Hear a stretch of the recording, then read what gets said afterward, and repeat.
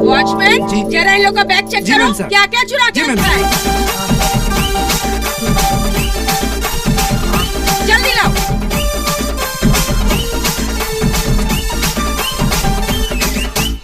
Madam, काजल ma'am साहब का photo है। काजल बेटी की फोटो? आप काजल जी का मम्मी है, आप पापा है। ये काजल जी का घर है ना? नहीं, तुम्हारे बाप का घर है। प्रणाम मामी जी, प्रणाम पापा जी, प्रणाम मामी जी। अरे क्या कर रहे हो? कौन हो तुम? अरे आप इनको नहीं जानते?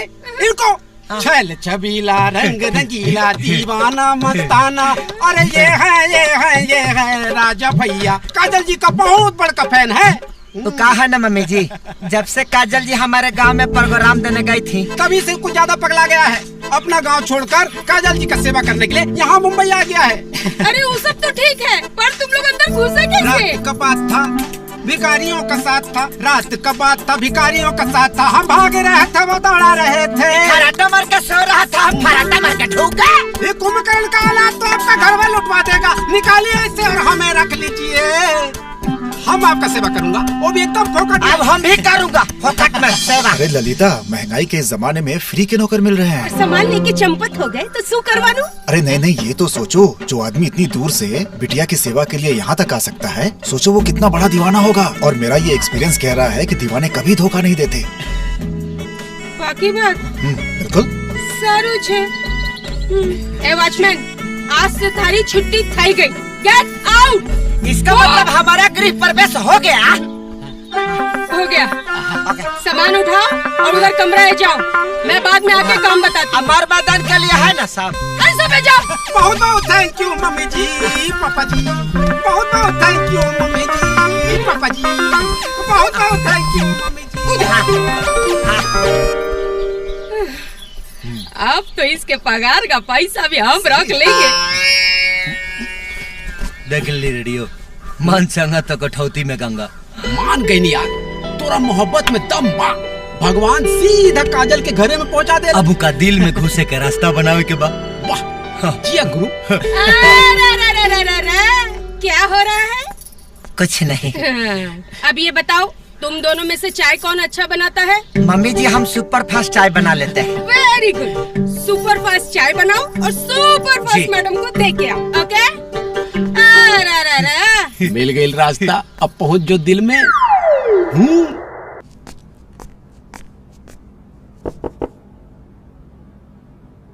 अंदर ढूकी मैडम जी, ढूकी।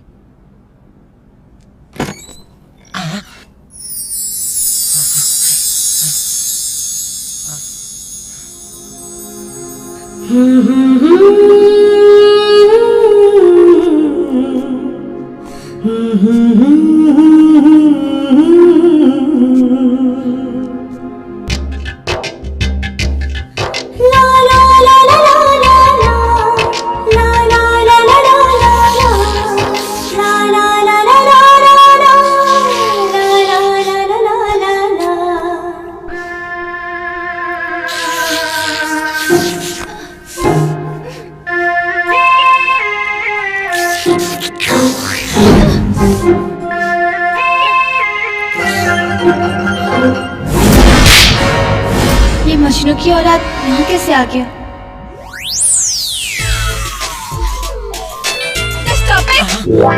गुड मॉर्निंग मैडम जी, good morning. Just shut up. तुम मेरे ही घर में, मेरे ही बेडरूम में घुस के मेरे ही कप में कॉफी पी रहे हो? तुम्हारी इतनी हिम्मत कैसे हुई? गलती से मिस्टेक हो गया। किस पागल ने तुम्हें अंदर आने दिया? वो पापा जी। पागल है का? दरअसल बात ऐसा है ना कि आज से हम आपका सेवक हैं। आप खिसियाइए जान, हम अभी अभी गुड मॉर्निंग वाला चाय बना के ला रहे हैं। Sorry, coffee. चाचा जी, चाचा जी, चाची, चाचा जी। सूत है बेटा, તમે આને ઓળખો છો? ये तुम्हारा जबरदस्त फैन है। इन्हें आज ही नौकरी पर रखा हूँ। नो वे अंकल, आप इसे अभी इसी वक्त यहाँ से बाहर निकालिए। ये इसका दिमाग ना क्रैक है। इसने मुझे आई लव यू बोला, और आई लव यू तो छोड़ो, ये मुझसे शादी करना चाहता है। और देखिए मैडम जी, आपने हमको एक झापड़ मारा था, वो बोल दीजिए पापा जी से। देखा, सुन लीजिए। एक थप्पड़ खाने के बाद भी यहाँ पे पहुँच गया। अब तो आप समझ ही सकते कि कितना बड़ा पागल है। अभी आप इसको यहाँ से निकालिए। देखिए मैडम जी, अगर आपका मन कर रहा है तो हमको एक झापड़ और मार लीजिए, लेकिन हमको यहाँ से भगाइए मत। हम आपको बिना देखे मर जाऊंगा। मैं ही कुछ करती हूँ। Watchman, watchman. जी नमस्ते मैडम। अब ये बंदर कौन है? बंदर नहीं मैडम जी, मैं आपका नया वॉचमैन और राजा का लंगोटिया यार रेडियो। जैसे राजा आपके बिना नहीं रह सकता है, वैसे ही मैं राजा के बिना नहीं रह सकता हूँ। कृपया करके इसे यहाँ से मत भगाइए मैडम जी। अरे ये बेचारा तो आपका सेवा करने के लिए अपना गाँव छोड़ के यहाँ चला आया है। इसके जज्बात को बुझने का तनिको तो कोशिश करिए मैडम जी। चुप रहो। मैडम को सफा बुढ़वा क्या समझ रहे कब है? देखिए मैडम जी, हमारे दीवानापन को गलत मत समझिए। न हम आपके बारे में बुरा देखते हैं और न ही किसी को देखने देंगे। हम तो आपका खाली सेवा करना चाहते हैं, हमारा विश्वास करिए। तेरी हमारी बात समझ, दोनों फोकट के नौकर हैं। दोनों पालतू कुत्ते की तरह हमारी दिन रात सेवा करेंगे। Whatever. Move. जी I said move. जी हटो! शुक्रिया। अरे अच्छा ये बताओ, तुम दोनों में से पोछा लगाना किसको आता है? इसको आता है ना, छठी में के घाट पर गोबर से बहुत अच्छा लिपटा है गांव में। अच्छा अरे समैया कितना दुर्गति कराई, ये अन्याय बा भगवान। फल खाई के और कर्म करता के, लेकिन कुछ को खानदानी पोछा मारे वाला लागत है। अच्छा गंदा बात खींच लिया, पोछा लगा दी। अने गंदा है देखो। हाँ गुड।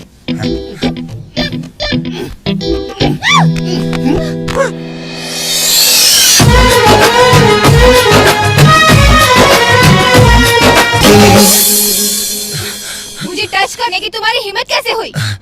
अगर मैं आपको नहीं पकड़ता तो आप गिर जाती, आपको चोट लग जाता और दर्द मुझे होता। जाओ जाके मेरे सैंडल लेके आओ। हाँ जी सर। जी मैं 8 बजे तक पहुंच जाऊंगी। Don't worry. हाँ बिल्कुल। ओके बाय। जल्दी लाओ।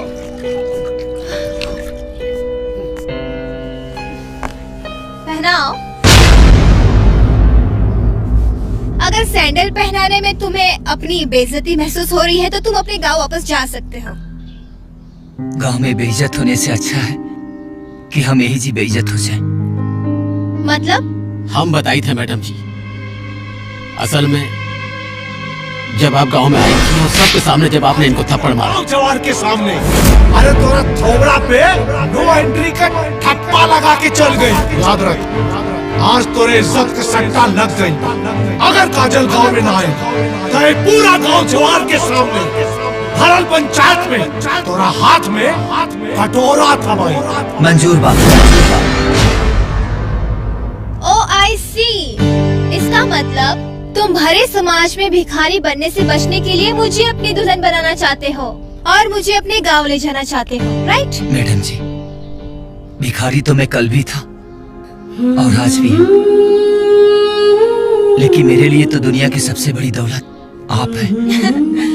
वेल, लेट मी क्लियर वन थिंग। अगर तुम मेरी दौलत हासिल करने के लालच में यहाँ आए हो तो एक बात समझ लो, ये जो बंगला है ना, वो मेरे चाचा जी का है और उन्होंने मुझे पाला है और अब मैं उन्हें पाल रही हूँ। आमदनी, अठन्नी, खर्चा, रुपया तो तुम्हारे हाथ में कुछ नहीं आने वाला।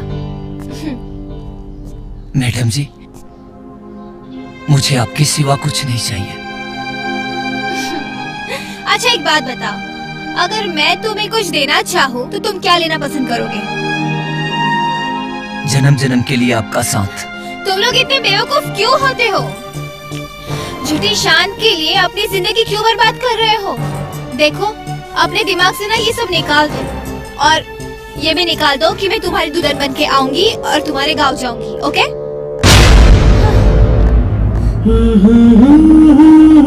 अगर दिमाग में रहतू तब नु निकाल देती, लेकिन तू तो दिल में बस गई बड़ू।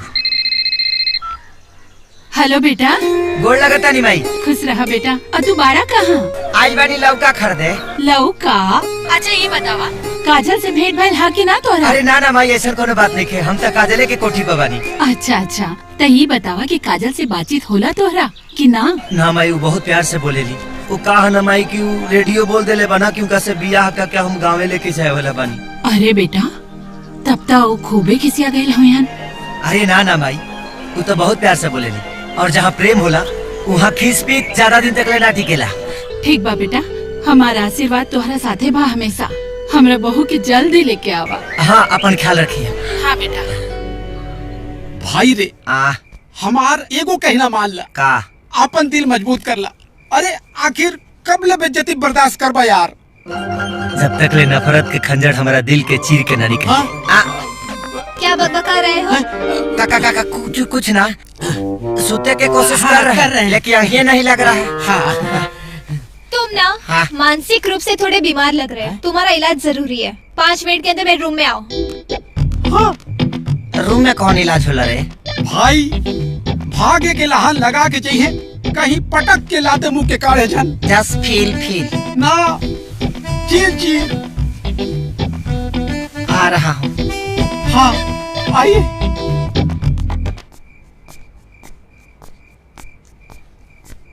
गुड मॉर्निंग मैडम जी। अभी गुड मॉर्निंग नहीं चल रहा है। हमको क्या पता चलेगा, बहुत लाइट जलता है तो समझ में नहीं आता है। अच्छा ठीक है, तुम्हें मसाज करना आता है? जी हाँ जी, आता है ना। माई के कपार में जब भी दर्द होता था ना, हम ऐसा मसाज करता था कि दर्द छू मंतर हो जाता था। मैं हेड मसाज नहीं, बॉडी मसाज की बात कर रही हूँ। आप मेरा अग्नि परीक्षा ले रही हैं क्या मैडम जी? तो मसाज करोगे या नहीं? सॉरी मैडम जी, हम प्रण किया है ना, हम अपना मेहरारू के छोड़ के पराया मेहरारू के बॉडी नहीं छुएंगे। हाँ। और जब तक शादी नहीं होता तब तक आप भी हमारे लिए पराया नारी हुई ना। सीरियसली तुम बहुत इंटरेस्टिंग पर्सन हो, पागल। अच्छा ठीक है, चलो हेड मसाज ही कर दो। जी की रहवा तेल चलेगा? ये क्या होता है? उंगली में ढील होता है, सब निकल जाता है। हाँ ओके। वहाँ ऑयल रखा है, मसाज कर दो। ये पूछ आ रहा है इधर से। अच्छा एक बात बताओ जी, तुम्हें कार चलाने आती है? जी गांव में टायर बल चलाए हैं और ट्रैक्टर भी चलाए हैं। मैं ट्रैक्टर की नहीं, कार की बात कर रही हूँ। जी आप कार है तो चलाइए लेंगे। ठीक है, तो कल से तुम्हें मेरी कार भी चलानी है और मेरे बॉय का भी काम करना है, ठीक है? बॉय का होता है? जो चाय पानी पिलाता है। दोनों एक साथ? चलो अब तुम जाओ, सुबह जल्दी उठना है, 9 बजे की शिफ्ट है, ठीक है? जी good morning. Good night. Light भुक भुक आता है, समझ में नहीं आता है कि दिन है कि रात।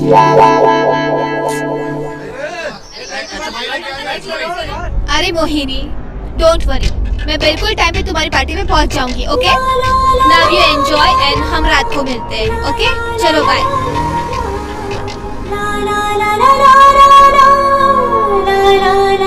अरे पगलू, आगे देख, बच्चे की जान लेगा क्या? अरे मैडम जी, अरे मरे से डर लगता है ना। अरे अक्ल के दुश्मन, मौत से सबको डर लगता है। हमको नहीं लगता है, और हमारा तरह आपको भी जहिया मोहब्बत हो जाएगा ना, हमारी तरह आपको भी डर नहीं लगेगा। आर्टिस्ट को तो बुलाओ। सर आ गई काजल जी। अरे आइए आइए काजल जी। तुम यहाँ शूटिंग देखने आए हो? जी नहीं, आपका सेवा करने। तो जाओ मेरे लिए चेयर लेके आओ। जी।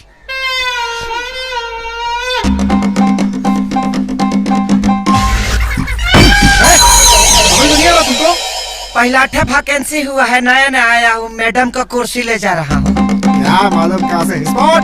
अरे वो दुष्यंत कहाँ है?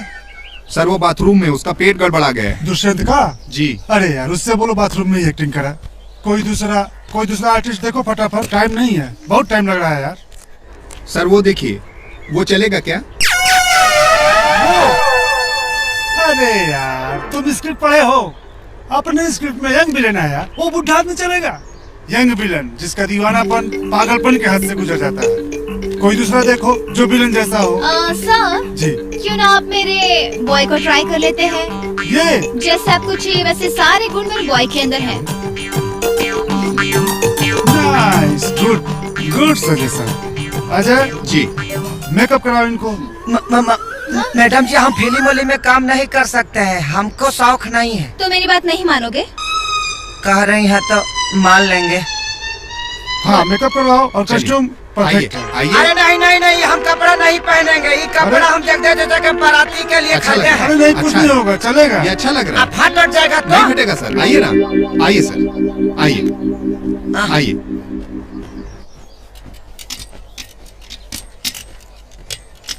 चलो लेते हैं। Ready, start sound, camera, action.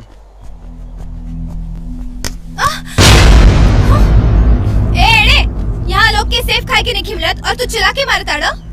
सेव के छोड़ा तारू सुवाई हमर दिमाग इतना खौजिया देले बा कि मन तो करता कि बम चला के मार दी, लेकिन तू तो खुदे को बम मारू। गुड। आइंदा हमसे बदतमीजी कैले ना तो जब ई बम भड़क जाए तो दुनिया के कौनो पागल खाना में तोरा की जगह ना मिली। हमके कहीं और ना, तोहरा दिल में जगह चाहिए। ये तुम क्या बकवास कर रहे हो? सवाल जो भी हो लेकिन जवाब तुम ही हो, दुख जो भी हो लेकिन सुख तुम ही हो। सर ये डायलॉग तो स्क्रिप्ट में है ही नहीं, अपने मन से बोल रहा है। रास्ते कोई भी हो लेकिन मंजिल तुम ही हो, गुस्सा कितना भी हो लेकिन प्यार तुम ही हो। कट। बट राजा, तुम्हारा डायलॉग विलन के पटरी पे चलते चलते हीरो के प्लेटफॉर्म पे पहुंच गया। जी। जो भी हो, अपने मन की बात नहीं, स्क्रिप्ट की डायलॉग बोलो। अजय, यस सर। याद कराओ इनको। बात ऐसा हम पहला ठेक कर रहा है ना, तो हमको थोड़ा गड़बड़ा रहा है। चलो लेते हैं। Start sound, camera, action. और मिस्टर, खुद के देवदास और हमके पारो मत समझो। हम काजल है काजल, जब आँख में लग जानी तो देखे वाला पगला जाला, और जब कहीं और लग जानी तो दाग पड़ जाला। बहुत सुना भैलू, अब अपना प्यार के दाग तोहरा खूबसूरत ओठ पर चुम्मा लेके लगाई।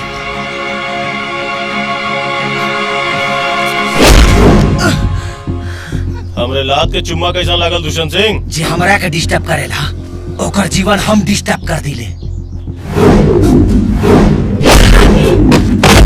कट कट कट। अरे कोई हीरो को उठाओ यार।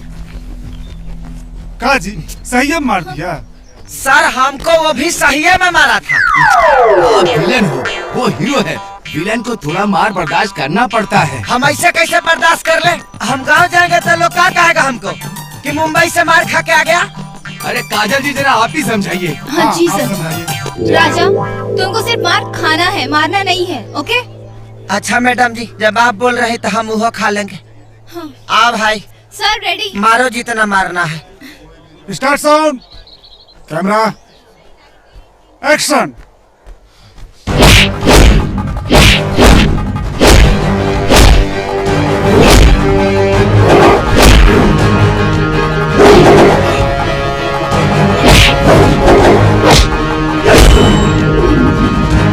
सर देव जी राजा को सही में पंच मार रहे हैं।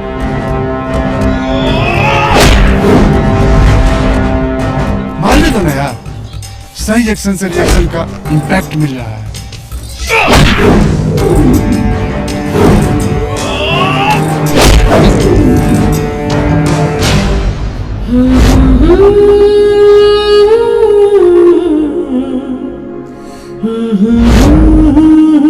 सर इस साल ना बेस्ट डायरेक्टर का अवार्ड आप ही को मिलेगा। अबे तारीफ कर रहा है कि जूता मार रहा है? सर हम तो आपको खाली चप्पलें पहना रहे हैं।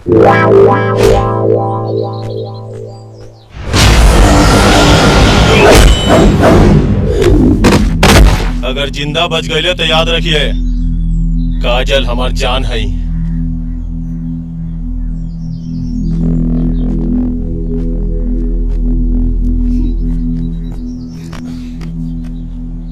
करेक्ट। वाह क्या बात है, कैसे कर लेते हो? बहुत अच्छा। शिफ्टिंग दूसरे फाइट के लिए। लागल है ना? ओके सर। दूसरी फाइट के लिए रेडी हो जाओ। स्पॉट चेयर लेके आओ। वेट, पानी दो। लीजिए सर पानी।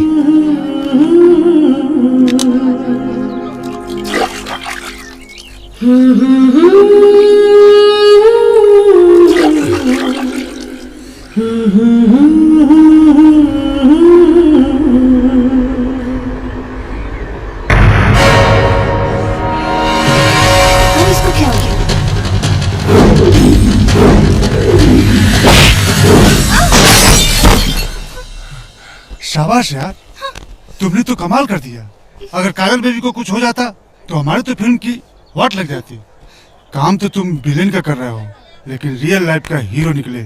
शाबाश, गुड। चलो चलो, अपना अपना सब काम करो। बहुत अच्छे, संभाल के चलो।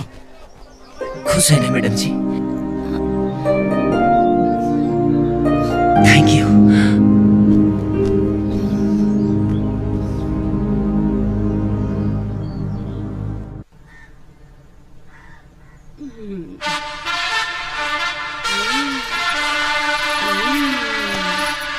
Radio radio. जी जी जी मम्मी जी। क्या करता है? सूत रहे थे। सूतने आया यहाँ? ना। जाओ जाओ, जाके किचन में बर्तन पड़ा, जाके मांजो। हाँ? सुनाई नहीं दिया? किचन में बर्तन पड़ा, जाके मांजो। देखा तनी तई बुढ़वा बुढ़िया काम करा करा के हमरा के जवानी में विधवा बना दिया सन। क्या बोला? हाँ।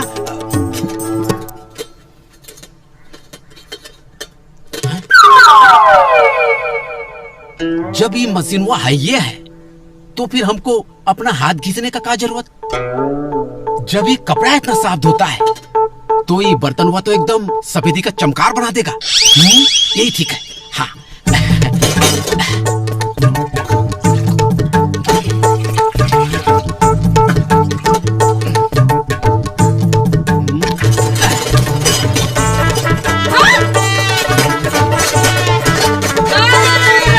ये क्या हुआ?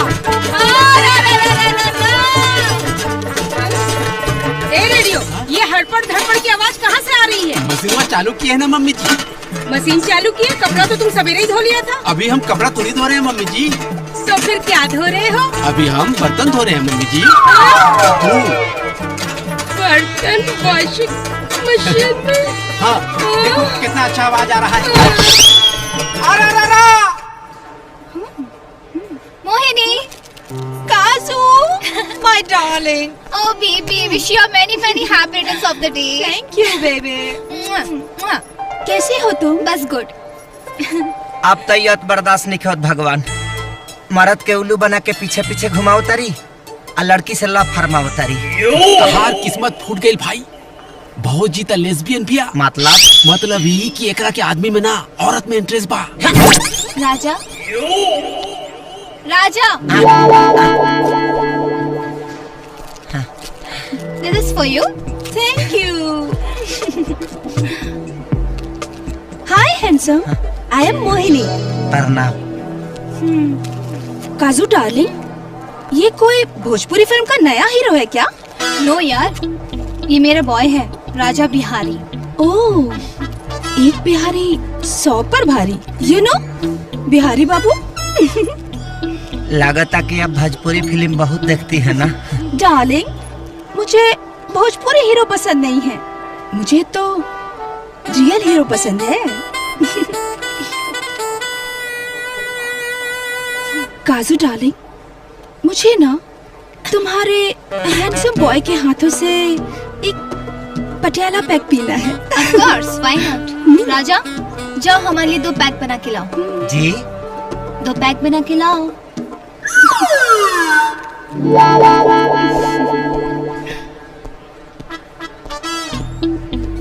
हाथ हो गइल बा। बाप दादा कबो दारू का मुंह ना देखलस, और हम यहाँ पैक पर पैक बनाओ तानी, वो एगो लड़की खाती। डोंट वेरी यार, औरतों की गुलामी करना आजकल की मर्दों की निशानी है।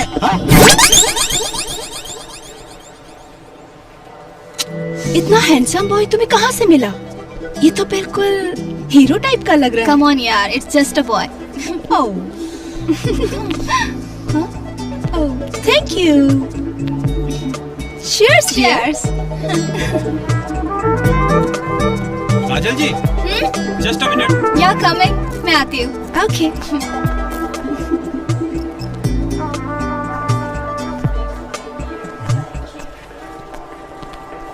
काजू डार्लिंग तुम्हें कितना पगार देती है बिहारी बाबू? हम पैसे के लिए काम नहीं करते, अपनी खुशी के लिए मैडम के पास है। अच्छा, तो मैं तुम्हें उससे ज्यादा खुशी दूंगी, तन से भी और धन से भी मेरे बॉय बन जाओ। देखिए मैडम जी, अगर मैं ईमान बेचता ना तो शायद दुनिया का सबसे अमीर आदमी होता। Good thought. तो बॉयफ्रेंड बन जाओ। तुम्हारा परफॉर्मेंस अच्छा रहा तो मैं तुम्हें अपना हस्बैंड भी बना सकती हूँ। बिस्तर पे किए हुए फैसले से रिश्ते नहीं जुड़ते। उसे जोड़ने के लिए दो दिलों के बीच मोहब्बत होना बहुत जरूरी होता है। और हम अपना दिल तो काजल जी के नाम कब के कर चुके हैं। हे मोहिनी, हाय। What are you waiting for? Let's cut the cake. Yeah, sure. Come on, come. चलो, hey guys, चलो केक कट करते हैं।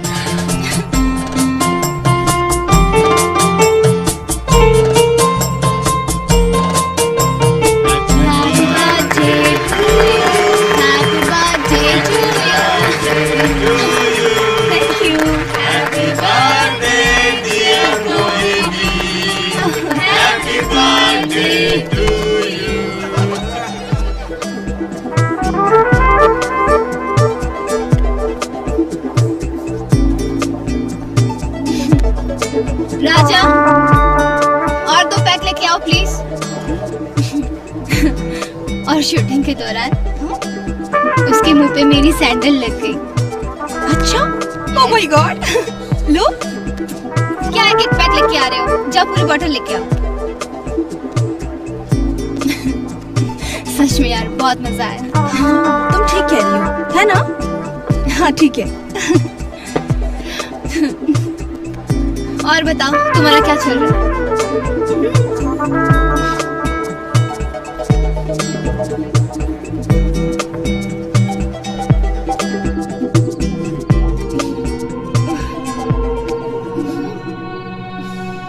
मैडम जी, मैडम जी, राजा, मैडम जी, राजा वो लुढ़क चुकी है।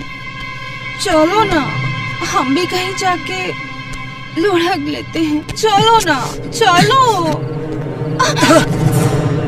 चलो ना। मैडम जी, मेरे तन मन पे सिर्फ काजल जी का अधिकार है। और शरीर क्या, मैं इनके लिए अपना गर्दन तक कटवा दूंगा, लेकिन किसी और को नहीं अपनाऊंगा। मैडम जी, मैडम जी, और दारू पीना है। मैडम जी,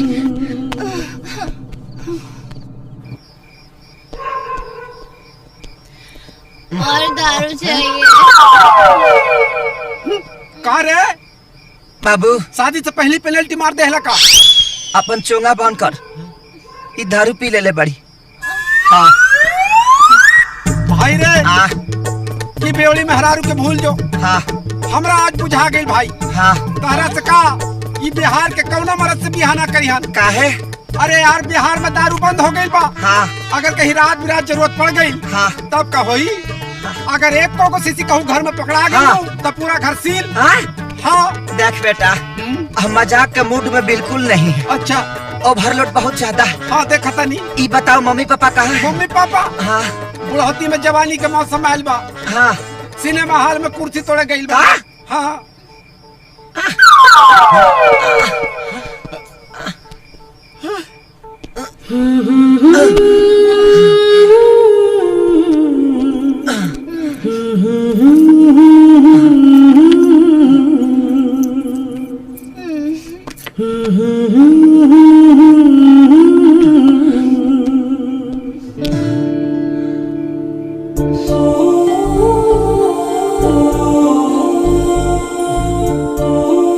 पानी, पानी, पानी, पानी।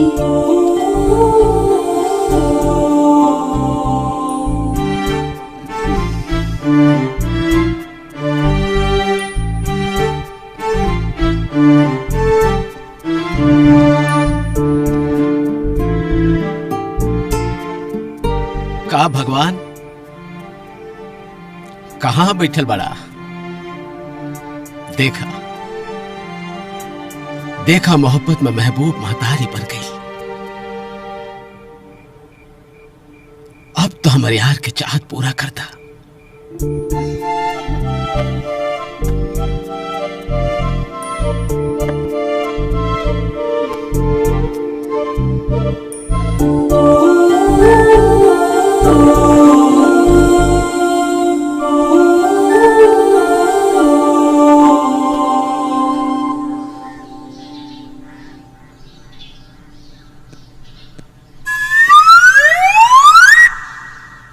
गुड मॉर्निंग मैडम जी। Good morning.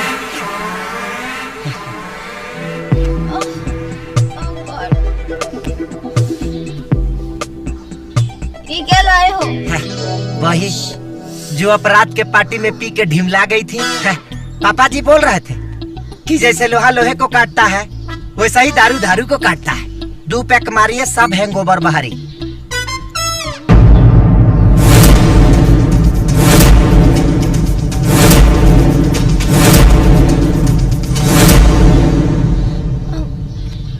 कहीं तुमने मुझे अपनी गोद में तो नहीं उठाया था ना?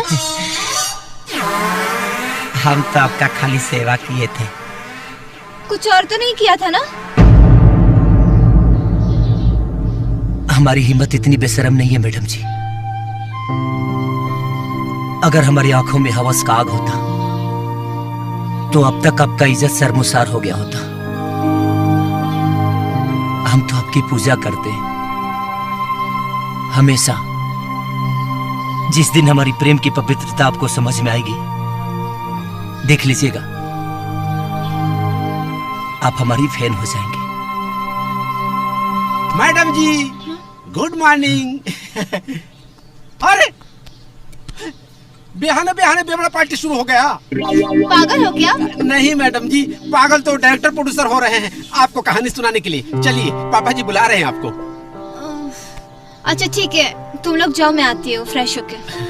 और हाँ सुनो, मेरे लिए एक ब्लैक कॉफी बना के लाओ विदाउट शुगर। नमस्ते मैडम, ये है फिल्म के प्रोड्यूसर और हम हैं निर्देशक अरविंद दुबे। काजल जी, एज ए प्रोड्यूसर मैं पहली बार फिल्म बना रहा हूँ, इसलिए कुछ डिफरेंट करने की कोशिश कर रहा हूँ। गुड। फिल्म सोशल है बट सेक्स का जबरदस्त तड़का लगाया गया है। ये काजल मैडम, फिल्म का जो टाइटल है ना, वो है पलानी में जवानी रोता। Good, nice title. मेरा कैरेक्टर क्या है? कैरेक्टर का क्या कहे मैडम, समझ लीजिए कि आप भोजपुरी की सनी लियोनी है। Wow, good. कॉस्ट्यूम डिजाइनर कौन है? ड्रेस की कोई टेंशन ही नहीं है मैम। फिल्म के ज्यादातर सीन्स में आप कलरफुल पैंटी ब्रा और आर पार दिखने वाली सिफोन की साड़ी में है। ओके।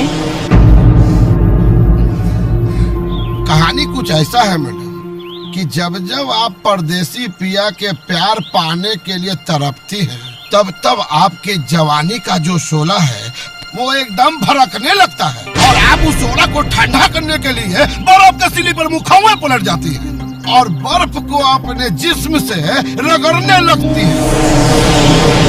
मैडम, आपके सांस की गर्मी और बदन के तपिश से वो बर्फ पिघलकर एक 15 साल के बच्चे का रूप धारण कर लेता है। वो वही बच्चा है मैडम जो अपने फिल्म का हीरो है, जिसे विलन ने नंगा करके बर्फ के सिल्ली में जमा दिया था। कैमरा पुल बैक करके दिखाते हैं कि आप उसको अपनी बाहों में जकड़ लेती है। अचानक बच्चे को होश आता है, वो बचाओ बचाओ चिल्लाता है। आप भूखे शेरनी की तरह उसे अपने बाहों में दबोच लेते हैं। आप आनंद की ओर धीरे धीरे धीरे प्यार से बढ़ रही हैं। वो बच्चा चिल्ला रहा है, बचाओ बचाओ चिल्ला रहा है। आप आगे की ओर बढ़ रही है, वो चिल्ला रहा है, बचाओ। आप आनंद की ओर बढ़ रही है, वो बच्चा चिल्ला रहा है, बचाओ बचाओ बचाओ। और आप आनंद फिल्म बनाओ तरह सरे कि अपन माई बहन कराओ तरह सा। ठीक है, जाके अपना माई बहन का हीरो रख ला सा। ना तो हराम राजा मैडम जी बसती रहिए। ऐसा लोगों के कारण है भोजपुरी सिनेमा बदनाम हो गया है। गंदा नाली का कीड़ा है, गंदगी ही सोचेगा। मैंने कहा आज हमको मत बोलिए आप। निकल जाओ यहाँ से, निकल जाओ यहाँ से। Just get lost, just get lost.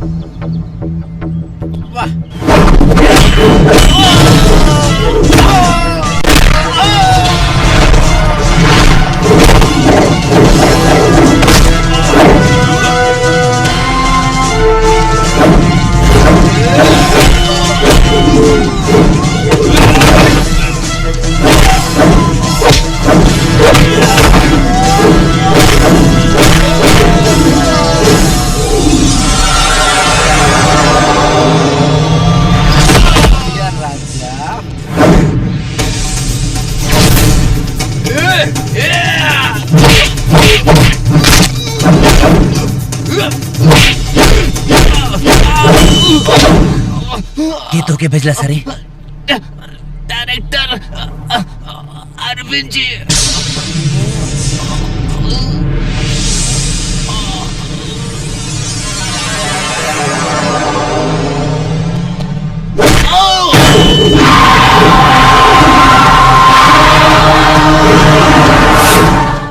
अब ढोलक पिस्तर आवे के बड़ बे बाट ली बॉस। एक और कुकुर अभी ले जिया बा, देखी तो जरूर भोगी। शुरू हो गई तो ड्रामा। अरे बहुत तेज घाम भइल मर्दे, तोहार कपाल बत्थे लागी। आओ देखी बॉस, चल ओढ़ ला। दिलवाला बगैर दुल्हनिया के बैक टू पवेलियन आ गई। मुबारक हो बॉस, रउआ भिखारी बनला से बच गई नी। हम तो तकलीफ समझता नहीं यार, लेकिन क्या कर बे, हालात के सामना तक करेंगे बड़ी। चल हीरो, एक मिनट।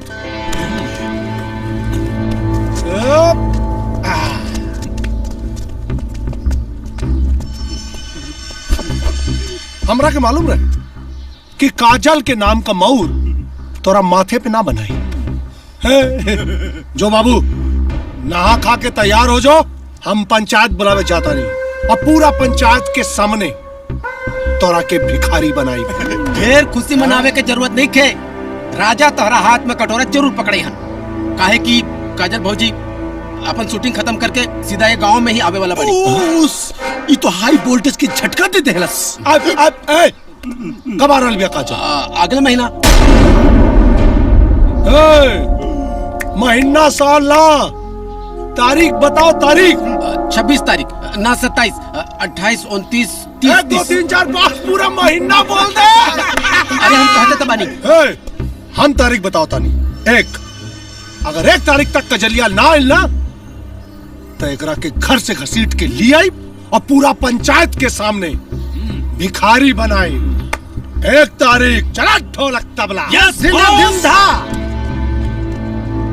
ते झूठ काहे बोलिए कि काजल आवे वाला बड़ी? ता का करती यार, ये घुंगरू के आतंक से बचे के और ये कोनो उपाय ना सुझल भाई।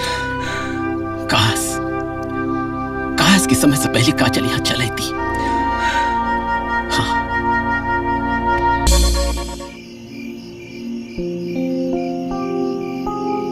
क्या बात है बेबी, ये तुम्हारे चेहरे पर मायूसी का मेकअप क्यों चढ़ा हुआ है?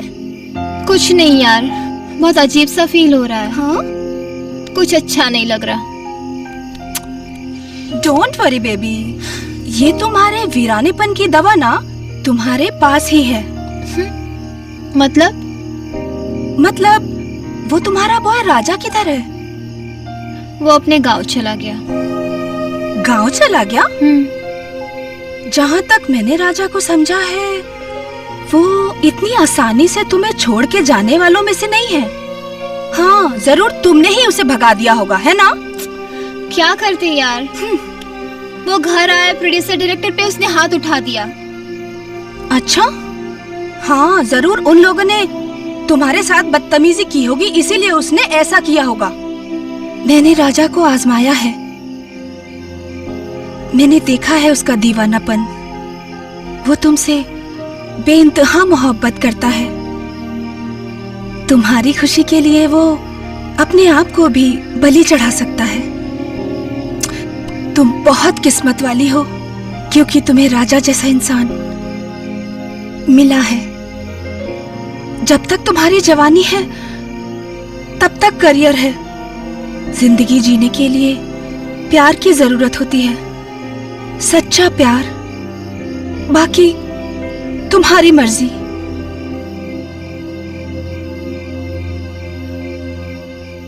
मंगल भवन मंगल हारी दर दर दर। हाँ? काकी हो, हमने मंदिर से आ गए निशान। आई राजा साहब अभी ले दतुने करते बाड़े। माई लागत है कि मंदिर के प्रसादी कुछ ज्यादा ही चुरा के खा ले लेबा, यही से एकरा दिमाग के स्पीकर झंझनाता।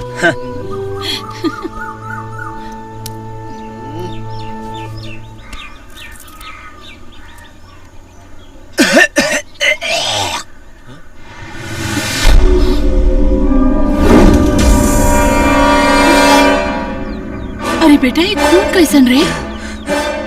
लागत है कि चीरा से जीभ कट गई हुई माई। अच्छा, जल्दी कुला करके आवा, हम खाना निकालता है। हाँ माई, ठीक बा।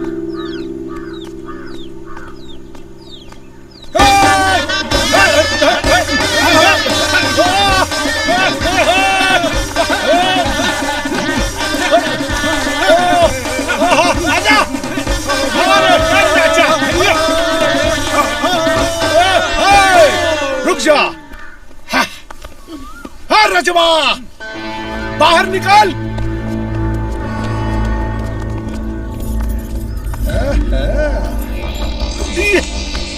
देख कितना इज्जत के साथ तोरा के बेइज्जत करे खातिर ले आयल बानी। चल चौपाल में पंचायत लागल बा। चल आज हमहू देख लेतनी कि मोहब्बत कौना तारे जलील होला। बजाओ मैं तो चिंता मत। चल रेडी हो।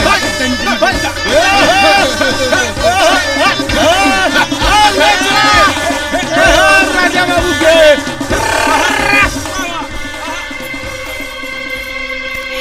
हे तुलसी मैया, हमार बेटा की इज्जत अब तोहरे हाथ में बा। देख ली गाँव वालन, रजवा शर्त हार चुकल बा। कजली अगरा मुंह पे थूक के चल गई। मुखिया जी अब भिखारी बनाई अगरा के और अपना कर कमलन से कटोरा थमाई। देखें घुंगरू बाबू, ये बात अलग बा कि रउआ ई गांव के बड़ा आदमी बानी, फिर और रउआ लोग हमरा के मुखिया बनौले बानी। अब पंचायत के फैसला बा, जरा सुन ली। हाँ मुखिया जी, अरे फैसला तो हो चुकल बा।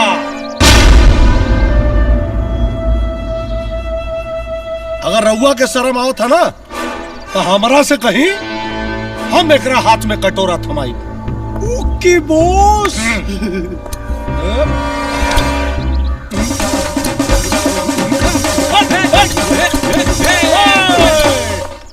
आज से तोर भिखारी योग शुरू हो गई बा। हाथ फैलाओ।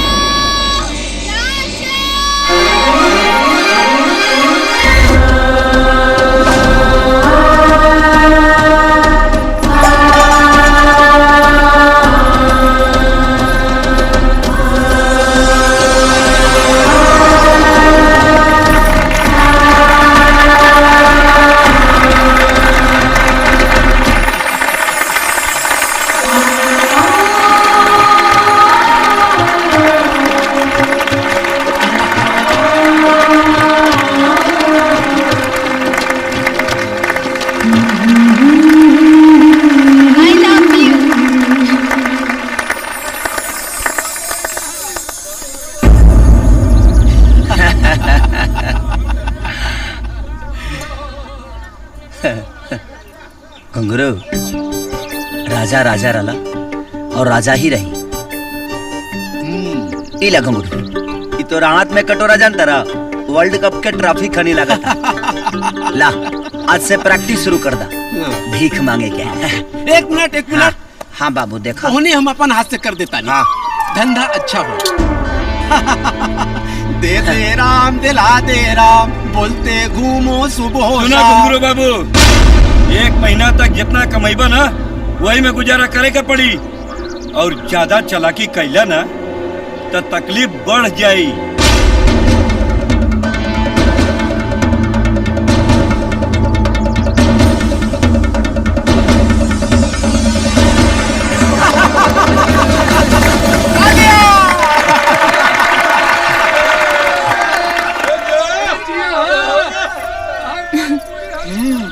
थैंक यू, गजब के एक्टिंग के लिए बनी मैडम जी। एकदम सही समय पे एंट्री मार के आज हमारी इज्जत बचा लें। बहुत बहुत धन्यवाद राहुल। एक्टिंग? इसको क्या हो गया? काकी, ए काकी, हाँ? काकी, का भेल खेदुआ? पासा पलट गई काकी, पासा पलट गई। राजा भैया बच गईले और वो घुंघरू पाना भिखारी बन गई, भिखारी। अरे वो कैसे रे? राहुल होके वाली हीरोइन बहू बिया ना, मेन वक्त पे आ गई काकी। सच में? हाँ, रेडियो भैया उनके लेके आओ तारे। हाँ।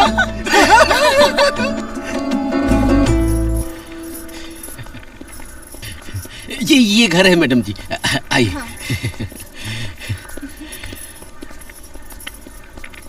काकी,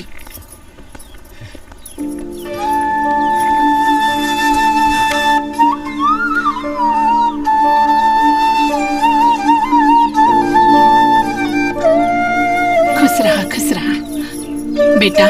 अपना घर के लक्ष्मी मान के तोहर आरती उतारा तानी। एक उपकार करिहा, हमरा बेटा के कब्बो छोड़ के मत जइहा। मरते दम तक साथ निभाऊंगी माँ जी, वादा करती हूँ। चला पहले बायां पाँव बढ़ावा। रुक जा।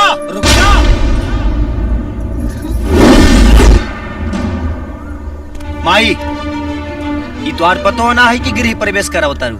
ई हीरोइन है, हीरोइन। एक्सक्यूज मी, मैं यहाँ सच में माँ जी की बहू बनने आई हूँ। यह संभव बा। जितना जल्दी हो सके मुंबई लौट जा। रेडियो ई जहाँ बोला तरीका के छोड़ दे। ये का बोला था भाई? माँ जी, आपका बेटा तो सच में बहुत भाव खाने लगा है। बेटा लागत है कि तोरा कोनो बात से उनका चोट लागल बा। तब तो लगता है मरहम भी मुझे ही लगाना पड़ेगा। जवन हीरोइन भरल पंचायत में रजवा के थप्पड़ मरलस, वो चुम्मा कैसे दे दलस? ये चमत्कार कैसे भइल? बॉस, प्यार में बहुत पावर होला। जब दिल के झटका प्लस माइनस में सटेला तो मिले से मजबूर हो जाला। जे मेहरारू के देह में उपाट देला दर्द, उहे होला असली भोजपुरिया मर्द। और रजवा तक खाटी मर्द बा। और हम मौका हैं। बॉस, भीख मांगल जरूरी बा, मौका ना। काल से भीख मांगे के प्रैक्टिस करी। प्रैक्टिस करी। तही शर्त लगौले रहे ना। अच्छा खासा करोड़पति घुंघरू पंडित के अरे भिखारी बना देला सन, भिखमंगा बना देला। के का मालूम रे, राउर किस्मत इतना फटी चढ़ बा। फटी चढ़ बाज। ई कबा राउल ड्रेस मतलब? अरे तक ये पहन के भीख मांगो। अरे कौना घड़ी में तो से बियाह कइनी। अरे ई दोनों कब रहले जब तू हमार दुश्मन। यहाँ के राजा साहब के हवेली हुए। अच्छा। बहुत आदमी काम करत रहलन पहले। हाँ। अब तो सब राजपाट खत्म हो गई। तब यहाँ कोई आदमी नहीं खे, बस यहाँ सब लोग घूमे खातिर आवेले। हाँ। रेडियो? हाँ? अरे अब ये कहाँ से आ गई? रउआ राजा खातिर आ गए नी। एकर मतलब ऊपर वाला हमर दुआ कबूल कर लेहलन। सच में दीवानापन जब हद से गुजरेला तो मोहब्बत के अपन गुलाम बना लेला।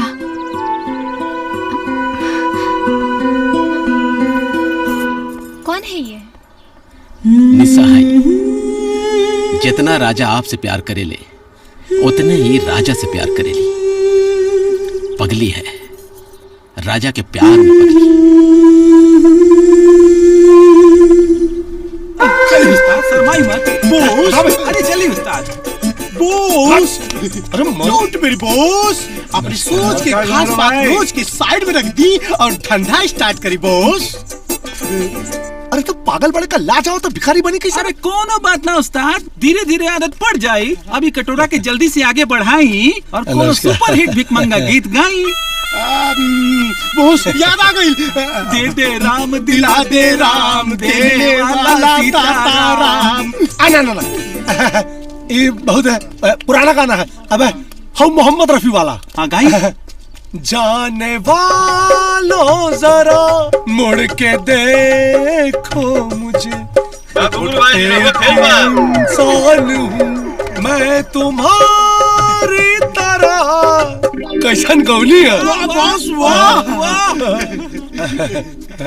चला फिर तो तू ही पकड़ कटोरा, तू ही पकड़। चला जाने वालों जरा मुड़ के देखो मुझे। ए बॉस, हाँ मुखिया जी सजा तोहरा के सुनौले बाड़े तो भीख हमनी के काहे मांगी? ये पकड़ी कटोरा। पकड़ी ना कटोरा, पकड़ी ना। चली। जाने वालों जरा मुड़ के देखो मुझे।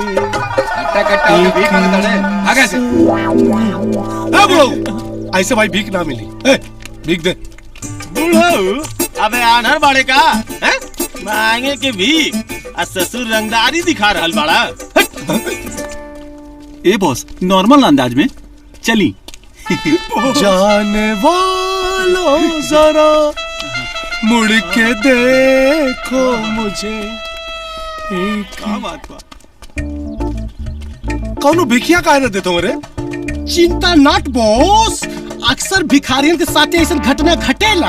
अरे काहे बात के भिखारी? हमके तो ऐसा लगा था कि आज दिन भर भूखे रहे के पड़ी। बॉस भिखारी जैसे लगतो नहीं के बाड़न। अबे तो बनावा ना भिखारी जैसा। भिखारी कैसा रहा? डोंट मेरी बॉस। अब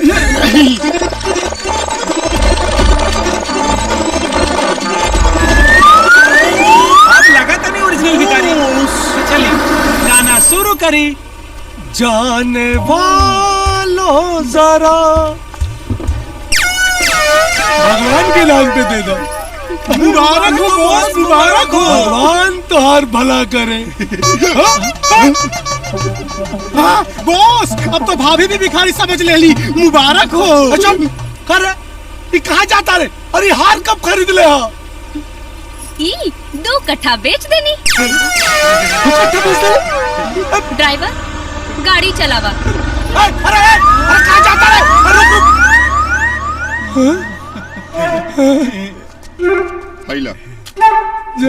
धन्यवाद, बधाई हो बॉस। माँ जी, आप इतना परेशान क्यों हो रही है? वो आ जाएंगे, आप कुछ खा लीजिए ना पहले।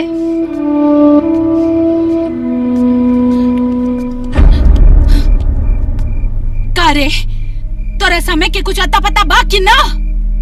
माई चौरा में लील गाय आयल बड़ी सा, ओके चलते हम चल गए यहाँ खेत में।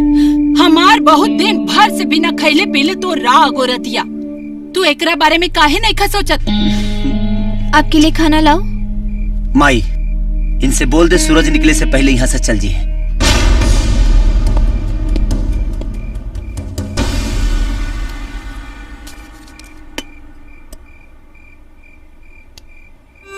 खुशी किस्मत बनल चाहता, हमार बेटा ओके ठोकर मारता।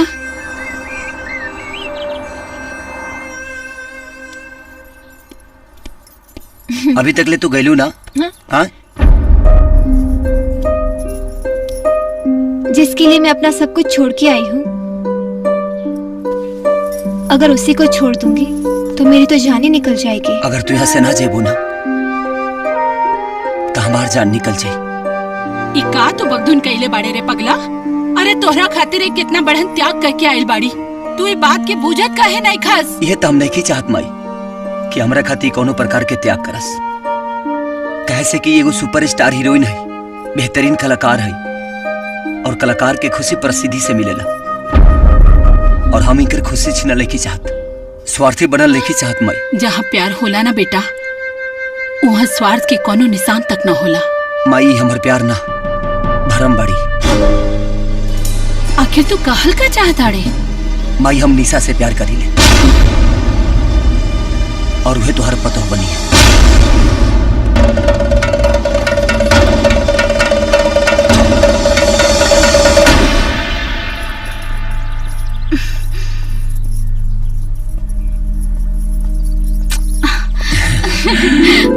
हाँ। हम तो समझत रहनी तो हमके भुला गए लोग पर ऐसा नहीं खे।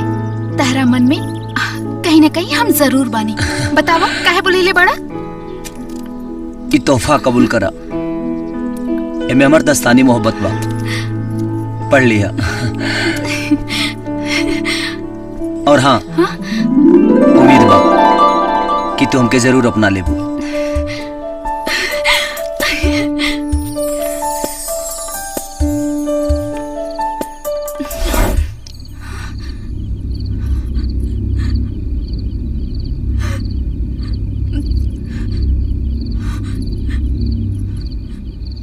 रे चिरकुट रे, कामोस खानी होला तारी, तनी आवाज छे मार।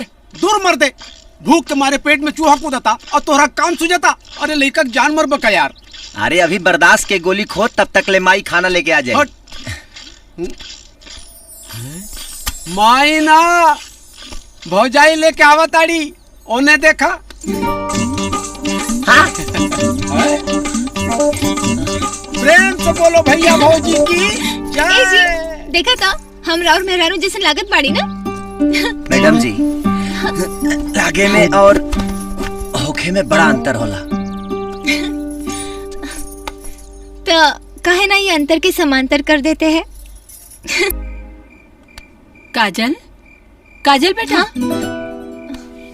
कोनो सपना देखत रहलू का? हाँ माँ जी, आज समझ में आया।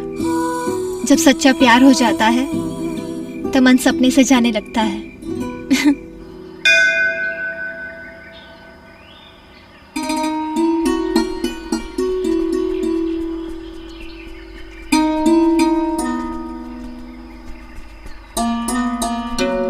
का भइल बेटा?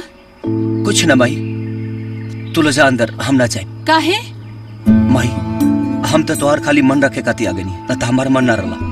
तू तो बोलत रहला पहले कि काजल के साथे तू आइबा भगवान के दर्शन करे। अब तो काजल में साथ में बाड़ी ना बेटा।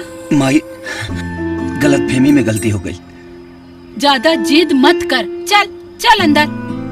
रहने दीजिए माँ जी, पूजा पाठ में किसी से जबरदस्ती नहीं करनी चाहिए। चलिए।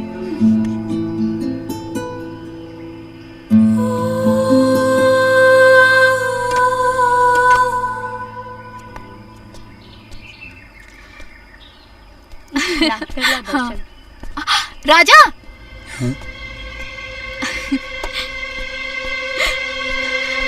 हमार पूजा तो हो गई। हमार भगवान मंदिर के बहरे बैठा गई। निशा, एगो आम इंसान के भगवान मत बनाओ, न तो ये दुनिया तो के पागल कही। पागल तो हम हो गए नी तारा प्यार में। आई लव यू राजा।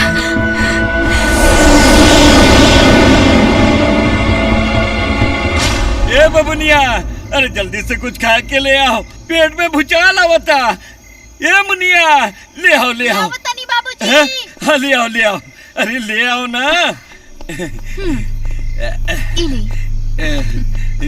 नमस्ते मुखिया जी। अरे नमस्ते नमस्ते।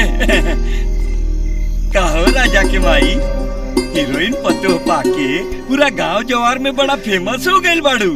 अरे शादी के लड्डू कब खिएबू? लड्डू में मिठास शक्कर से आवेला मुखिया जी, बाकी और बेटी ओ में नमक मिर्चा डाल रहल बाड़ी। बेटी ई का कहतड़ी? युग युग से लोग प्यार के दुश्मन रहल बा बाबूजी, ओही में से ही हमार सासू माँ बाड़ी। सुन लेनी, कितना रोआब से ये रिश्ता जोड़ रहल बाड़ी। अरे ये हमार बेटा के मती मार ले बाड़ी। तनी अपनी बेटी के समझाई, हमरा बेटा के प्यार इतना पवित्र बा कि काजल जैसन हस्ती अपन सब कुछ छोड़ के हमार बहू बने खातिर आ गईली।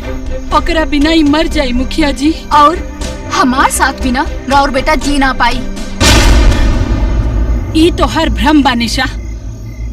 हमरा बेटा की जिंदगी के सहारा हमार काजल बाड़ी। हम तो हर आगे हाथ जोड़तानी निशा।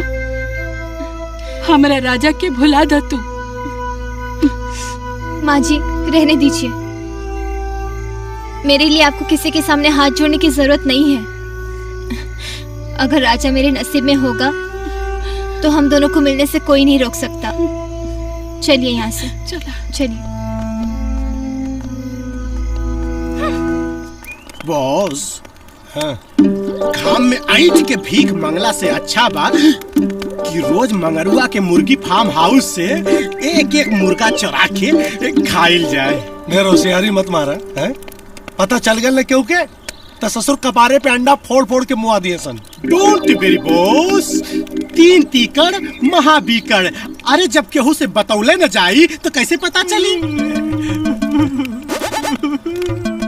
अबे अब तोरा पे कवन भी बता गई। मंगरवा के पता बा कि मुर्गा के चुरौले बा। कैसे? अरे मुर्गवा चुरावे बदे हम ओही से खांची मंगले रहनी ना। अजीब भी पटवाई है। मुखिया जी, ये सबन हमार मुर्गा के नोच चोट के पका के खाए जाता हूँ, यानी कि छोड़ी मत। चिंता मत कर मंगरू, सजा मिली। ये मुर्गी चोर के सजा मिली। ए घुंगरू, हमार बात कान खोल के सुन ला। तोहरा के 1 महीना और भीख मांगे के पड़ी। नहीं, गलत बात है। ये ना इंसाफी बा मुखिया जी, ना इंसाफी बा। ये है इंसाफ है। ए मंगरू, मुर्गा के उठाओ। तो हर मुर्गा के अपन हाथ से अंतिम संस्कार कर। उठा दे बे। अरे चल, थोड़ी सा तो दे दी। अरे एकदम निर्दयी बारे। उस्ताद, मुखियावा ताइसन सजा सुनावता जैसे लगा था कि खैरात बांटा था। 1 महीना और भीख मांगा और कुल मुर्गवा भी अकेले खा जाई मुखियावा। सब सुन तो चलते पहले पगला का है? अरे जकरा घर से मुर्गी चुरौला वही से खांची मांगे चल गया। कूल डाउन बॉस, कूल डाउन। रउआ पे हो रहा अत्याचार के असली कारण रजवा हे बॉस। रजवा के कौनो न कौनो बंदोबस्त करे के पड़ी। अब यह सोचिए साहब, सोच में सोच लेनी उस्ताद।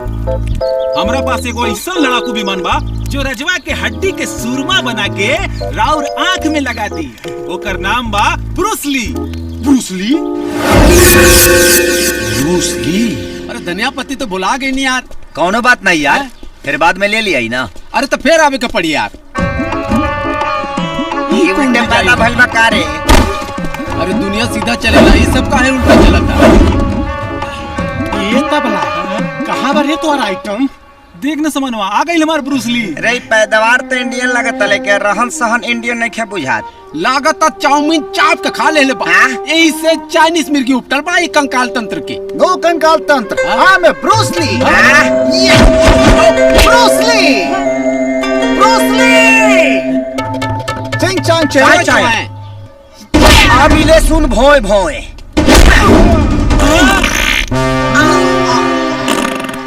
भोए भोए।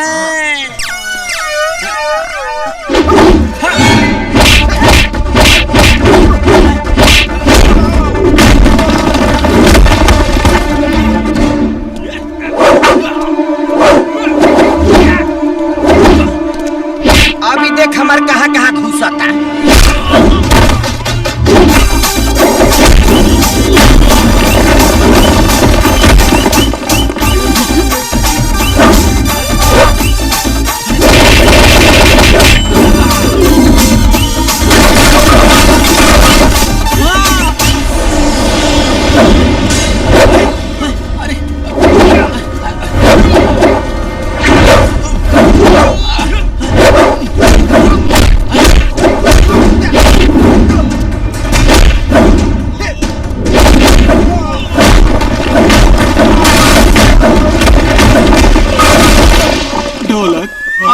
से निकल चला।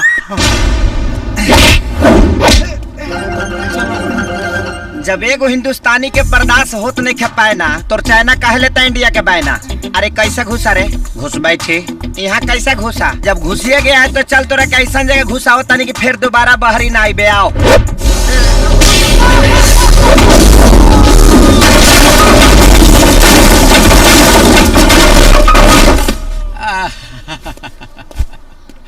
वाह, तू तो ब्रूसली के चुसली बना दे। अरे यार, हमरा ही समझ में नहीं क्या आवत कि हमार दुश्मन चाइना में।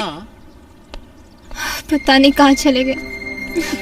क्या हुआ माँ जी, राजा का कुछ पता चला? ना बेटा, हर जगह खोज के आ गए, नहीं राजा के कहीं पता नहीं के चलत। चारों धाम तो माही के चरण में बा, दुनिया भ्रमण तो आदमी के भरम बा। ऐसा उच्च विचार रखे वाला राजा भैया ये समय निशा के कोरा में बैठ के ताड़ी पिया ताड़ी। कहाँ बा? वही मुखिया जी के घर में। मुखिया जी तो पटना गइल बाड़ा, पूरा घर खलिए बा, वही में खेलत कूदत बा लोग। आज होकर सारा खुमारी हम निकाल दे। चल। हाँ, रुकिए माँ जी, ये मामला दीवानापन का है और इस दिल लगी से मेरा दिल ही निपटेगा। Radio, follow me. हाँ।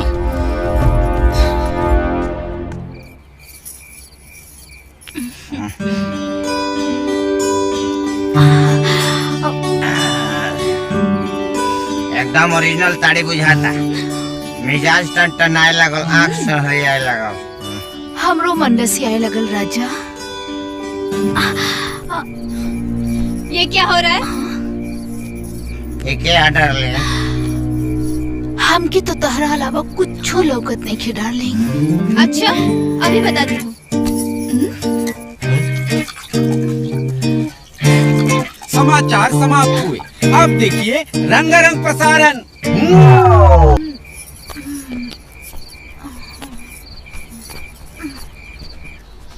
ऐसे ना एक बार गई नी जी, ठीक बा ना? गोड़ लगातानी, गोड़ लगातानी है काकी। बहू, कुछ छुट्टा पैसा होके तो निकाल के भिखारी के दे दा। वाह वाह, आईनी न गईनी, फलाना वो कहनी। तो हार बेटा रजवा निशा के साथ लहर लुटता। हाँ, इनके बहू कहता रू। ये बोस, जैसे बिना पानी के मछली तड़फेले, वैसे बिना मेकअप की हीरोइनिया तड़पतिया है। जितना दिल तड़पता है, मोहब्बत उतनी ही गहरी होती है। मोहब्बत इतना गहरी मत कर दिया कि मौत से मोहब्बत हो जाए। अरे डार्लिंग,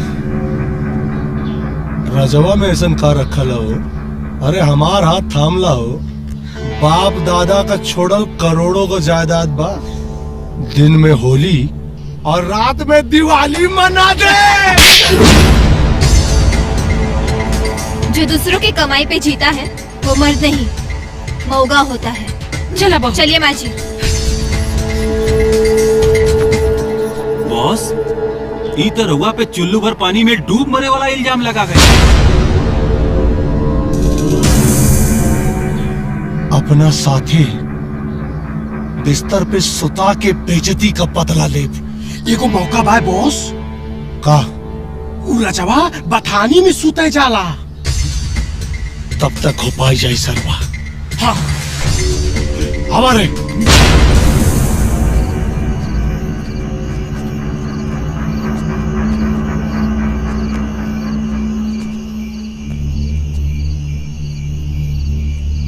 फॉलो मी बॉस। शिकार सामने बा, परम बाबा के नाम लेके हमरा बोल दी। ठीक बा। हाँ। धोनी यहीं रुका। Okay boss. Boss, best of luck boss. यहीं बॉस।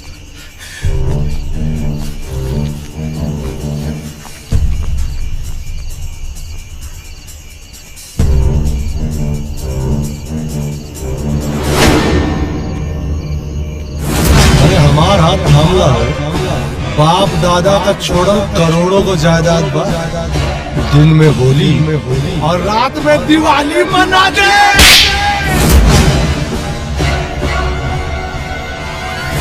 जो दूसरों की कमाई पे जीता है वो मर्द नहीं, मौगा होता है।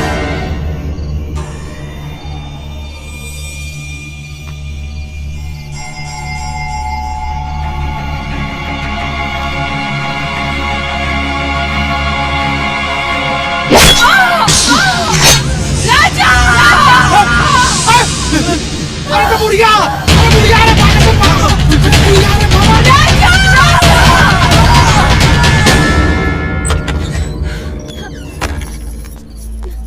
डॉक्टर, डॉक्टर साहब, अमर भाई कैसे बड़ी? बहुत ज्यादा ब्लड बह चुका है, फौरन उन्हें ब्लड चलाना पड़ेगा वरना कुछ भी हो सकता है। डॉक्टर साहब, आपको जितना ब्लड चाहिए उतना दे दीजिए, पैसे की चिंता मत करिए। बात पैसे की नहीं है मैडम, AB नेगेटिव ग्रुप का ब्लड हमारे ब्लड बैंक में मौजूद नहीं है। AB negative? डॉक्टर साहब, AB नेगेटिव हमार ब्लड बा, हमरा खून के कतरा कतरा खींच ली, लेकिन हमारे माई के बचा ली डॉक्टर साहब। आइए।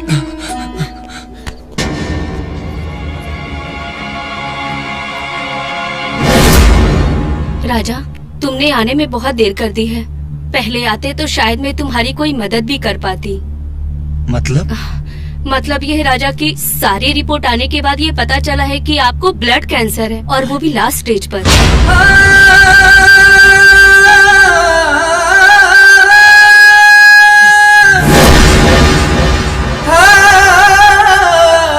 क्या हुआ? आप कोई और से ब्लड की व्यवस्था कर लीजिए डॉक्टर साहब, लेकिन मेरी माँ को बचा लीजिए। आपका दिमाग ठिकाने है कि नहीं? माँ की हालत सीरियस है। कुछ नहीं होगा मेरी माँ को, कुछ नहीं होगा। डॉक्टर साहब व्यवस्था करिए ना ब्लड का। मुश्किल है भाई, इतनी रात हो चुकी है। AB नेगेटिव ब्लड ग्रुप यहाँ इतनी जल्दी नहीं मिलेगा, ये देहात है। तो आप मुझे पता बता दीजिए, मैं लेकर आ जाता हूँ। आप ब्लड देंगे कि नहीं? नहीं दूंगा ब्लड। अभी तो माँ को सासू बोलती है ना, तो आप काहे नहीं दे देती हैं ब्लड? वाह, क्या खूब निभा रहे हो बेटे होने का फर्ज। तुम्हारे जैसे बेटे को पैदा करने से तो अच्छा है कि माँ अपनी कोख में ही उसे मार डाले। डॉक्टर साहब, मेरा ब्लड ग्रुप भी सेम है, आप मेरा ब्लड ले लीजिए। इन्होंने तो अपना बेटे होने का फर्ज नहीं निभाया, लेकिन मैं अपना फर्ज जरूर निभाऊंगी, क्योंकि मैंने भी उनको अपनी माँ माना है। चलिए आइए।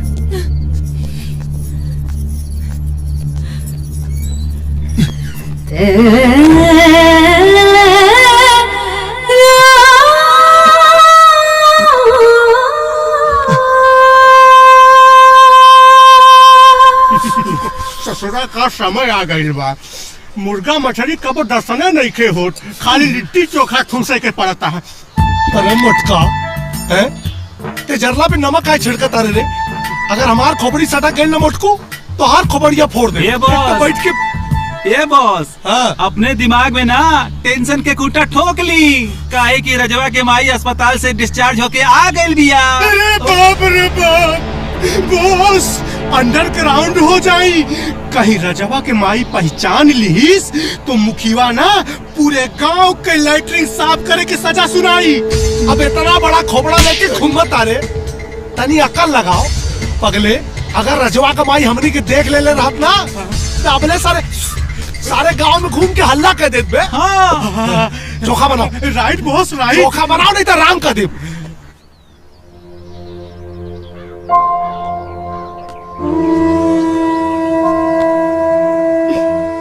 माई उठ, दवा खा ले माई। माई उठ ना, दवा खा ले माई।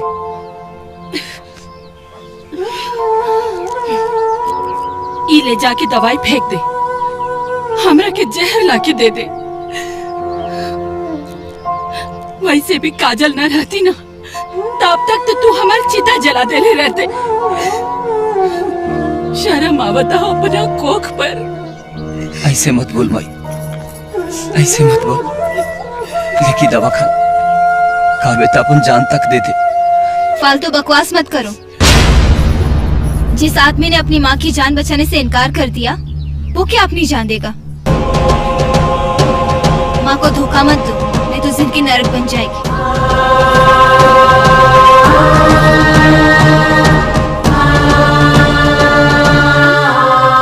अच्छा माँ जी, कोई गलती हुई है तो माफ कर देना। कहाँ जाता रू काजल? हमेशा खातिर मुंबई। जो इंसान अपनी माँ का नहीं हो सका, वो मेरा क्या होगा? जिस राजा से मैंने प्यार किया था, वो शायद मर चुका है। अच्छा माँ जी। राजा, रोक ले काजल के।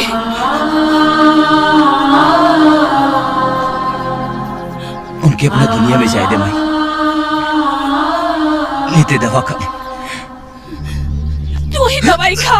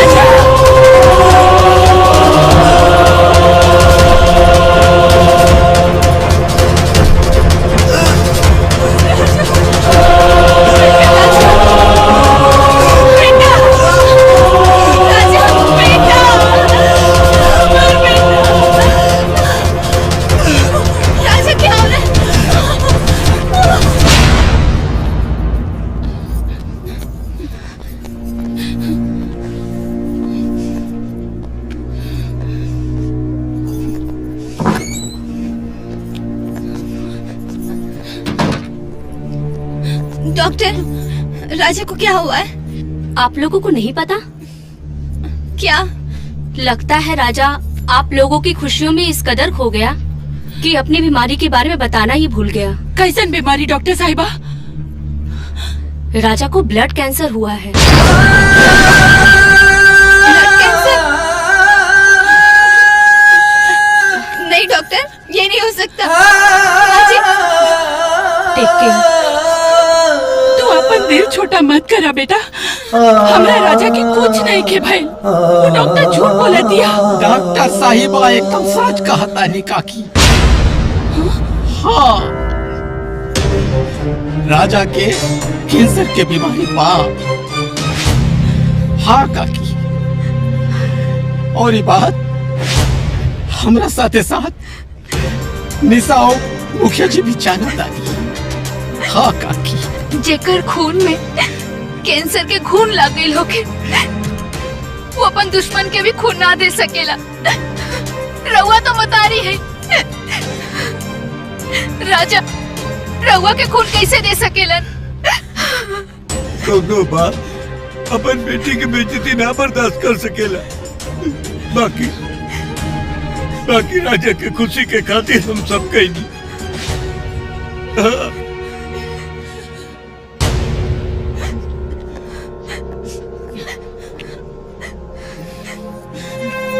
हम तो राजा के उहे दिन भुला गई नी जिया तू ही आ गईलू।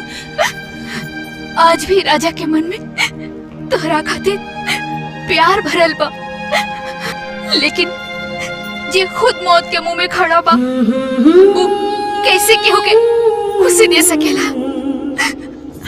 हम तो नाटक करत रहनी प्यार के, ताकि तुहार दिल टूट जाए, ताकि तू यहाँ से राजा से नाता तोड़ के चल जा। मेरा दिल समय का शीशा नहीं है जिसे तकलीफें तोड़ देगी। मेरा दिल मोहब्बत की वो चट्टान है जिससे मौत भी टकराएगी तो अपना दम तोड़ देगी।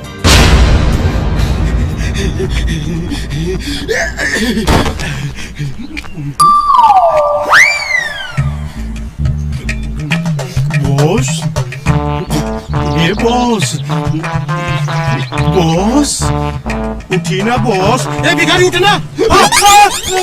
अल्लाह के नाम पे दे दे बाबा, मौला के नाम पे दे दे बाबा। जिंदगी भर भिखिया मंगवा का? करे हमके भिखारी बना के तो नहीं ऐस करो। अरे किसी यार काहे बारा घेड़ा? अरे हमनी के खुशखबरी के बकिया उधरे तरह निशान। कैसन खुशखबरी बा? अरे रजवा के ब्लड कैंसर हो गइल बा, ऊ हॉस्पिटल में भर्ती बा। ब्लड कैंसर हो गइल बा? अरे इतना बड़ खुशखबरी और खाली हाथ सुनाता रसन। मिठाई उठाई ना लेके आइला? जो बे 5 किलो लड्डू, 5 किलो पेड़ा और गुलाब जामुन, 5 किलो बर्फी, 5 किलो बालूशाही। मतलब बॉस 5 महीना ले भीख मंगबा तब वो 5 किलो के दाम न जुरी। चल कौनो बात ना बाबू, ऐसन खुशखबरी सुनौला हसन। अब तक गुलाब जामुन ना, अब तक कजरी के गाल का गुलगुल्ला और होंठ का रसगुल्ला खाई। बॉस भले ही 5 कट्ठा बिका जाए था। बॉस गाहक फिट करी का?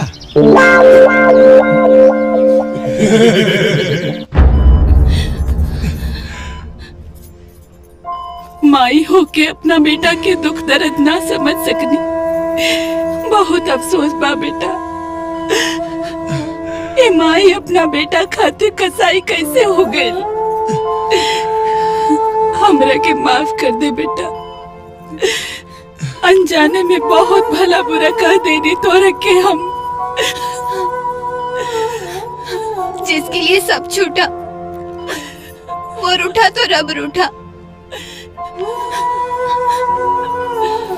अगर ऊपर वाले ने हमें साथ जीने का मौका नहीं दिया तो मौत के बाद हमारा मिलन जरूर होगा। मौत कभी मोहब्बत से जीत नहीं सकती। मैं वादा करती हूँ जब तक मेरी सांसें चलेगी मैं आपको कुछ नहीं होने दूंगी। काजल जी, राजा की तबीयत बहुत ही क्रिटिकल कंडीशन में पहुंच चुका है।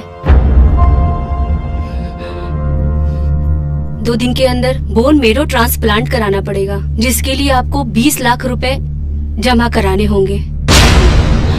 जितनी जल्दी आप पैसे जमा कर देंगी, राजा का इलाज उतनी ही जल्दी शुरू हो जाएगा। याद रखिए, इलाज में जितनी देरी होगी, जान बचाना उतना ही मुश्किल होगा। इतना पैसा के कहाँ से इंतजाम हुई बेटा? माँ जी, आप टेंशन मत लीजिए, मैं कुछ करती हूँ।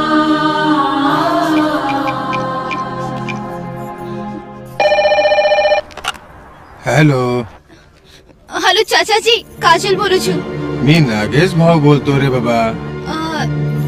चाचा जी है? अरे बाबा, वो तो मुझको बंगला बेच के कब से यहाँ से फुर हो चुका है। उनका कोई दूसरा कॉन्टेक्ट नंबर होगा तो दीजिए ना प्लीज। नको रे बाबा। 45, 46, 47, 48, 49। नमस्ते लाला जी। बैठा राजा के माई। सुनली है राजा के ब्लड कैंसर के बीमारी हो गई बा। ओफ ओफ ओफ ओफ ओफ। भगवान कबो कबो एकदम अति कर देवेला। इतना भारी बीमारी गरीब आदमी का लगा दिला। होने के केहू न टाल सकेला लाला जी। ये हमरा जमीन जायदाद के कुछ कागज हा, एकरा के गिरवी रख ली। हमरा के 15 लाख रुपया दे दी लाला जी। 15 लाख? 15 लाख का करबू? वही अमराज से हमरा बेटा के परान खरीदे के बा लाला जी। देखा, हम बहुत व्यवहार से धंधा करी ले, लेकिन व्यवहार के कबो धंधा में ना घुसे देवेली। ये तो हर जमीन के कीमत कुल घींच घाच के 8 लाख रुपया भाई, और हम 8 लाख से 1 रुपया अधिक ना दे पाए। ऐसे मत बोली लाला जी, हमारे इकलौता बेटा बा, हमार जिए के सहारा। हम जिंदगी भर और गुलामी करब। देखा, गुलामी करे के उम्र तो हर खत्म हो गई। बाकी 8 लाख रुपया तो हर बा, लेवे के होके त ले ला, नहीं तो अपने रास्ते।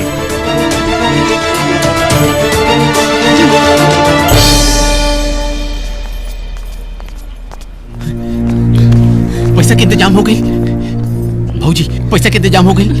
बोलत काहे नहीं खो, पैसा के इंतजाम हो गई। अब राजा बच जाई हम, हमारे यार बच जाई हम, हमारे यार बच जाई काकी, हमारे यार बच।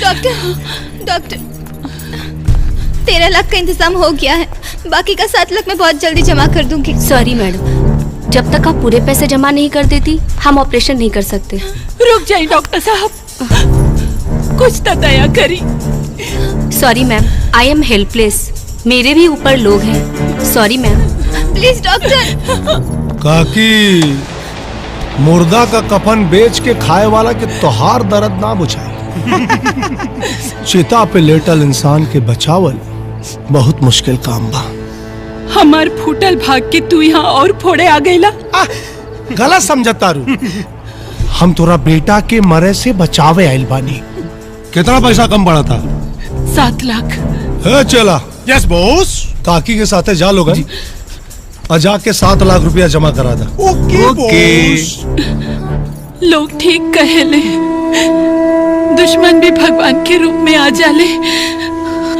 चल बेटी। काकी, पतुहिया को छोड़ जाएगी। तू लोग जा रहे काकी के साथ। इनसे कुछ जरूरी बात करेंगे। तू जा। Congratulation boss. चली जा, तू सतवा जा, खड़ा का बड़ा जा मुंह लेके मर्दवा। मौगा लेन मुंह लटका के निकला, जाऊंगा बचाओ अपने दोस्त का जान।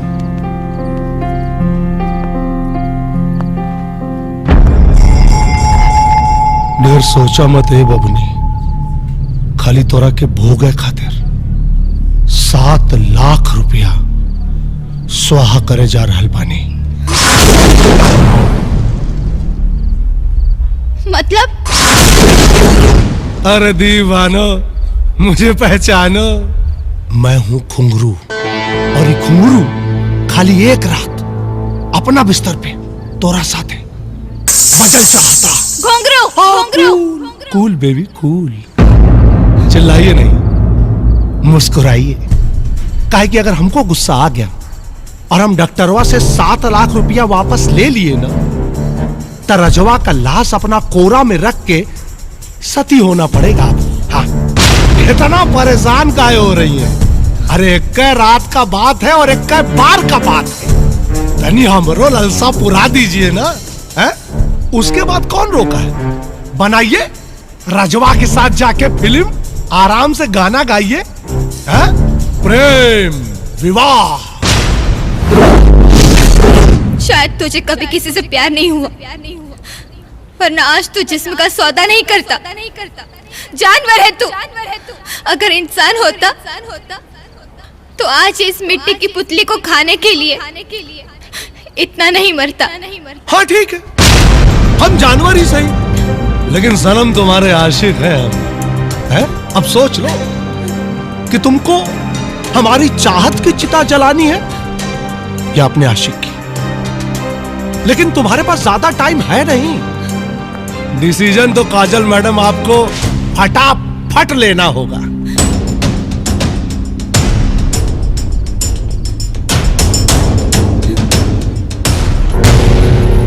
अगर मेरा जिस्म बिकने के लिए ही बना है तो मैं इसे तुम्हें जरूर बेचूंगी।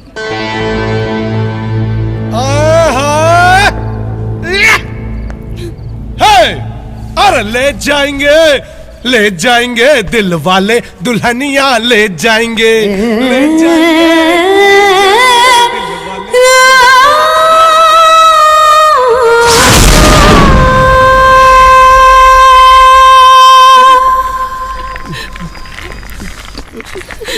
राजा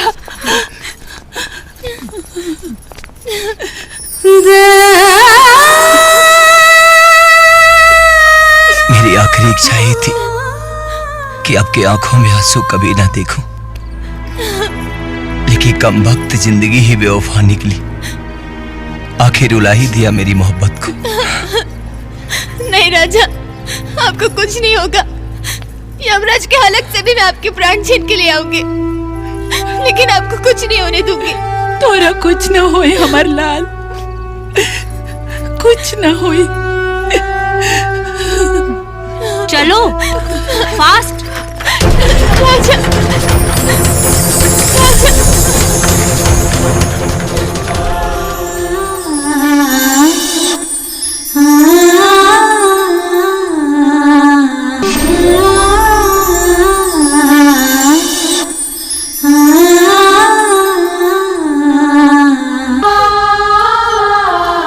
अपनी मोहब्बत को बदनाम नहीं करना है। न तेरे बिना जीना है, न तेरे बिना मरना है। You cheater! जब तुम ठीक हो तो बाहर से मुंह लटका के क्यों खड़े? उन लोग तोहरा के सरप्राइज दिल चाहत हुई। अगर ऐसी बात है तो मैं भी सबको सरप्राइज दूंगी।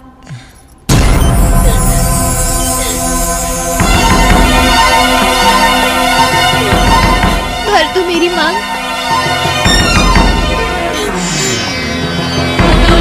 पालयिष्यामि या वृद्धबालकादिकं यथा लब्धेन सन्तुष्टा हृदे कन्या द्वितीय। ये सोचने का नहीं, हमारे मिलन का वक्त है।